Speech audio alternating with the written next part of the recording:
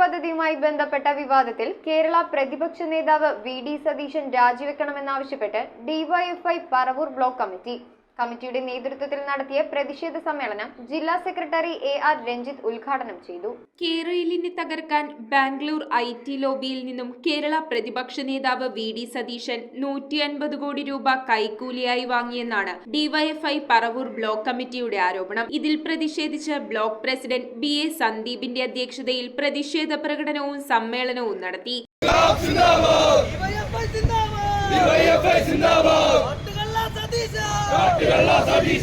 സമ്മേളനത്തിന്റെ ഉദ്ഘാടനം ജില്ലാ സെക്രട്ടറി എ.ആർ. രഞ്ജിത്ത് നിർവഹിച്ചു.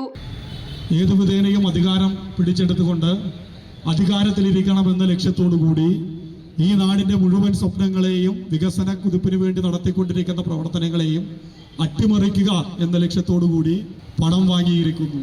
അവർ നൽകിയിരിക്കുന്ന പണത്തോടൊപ്പം അവർ നൽകിയിരിക്കുന്ന ഓഫറുകളും സ്വീകരിച്ചിരിക്കുന്നു.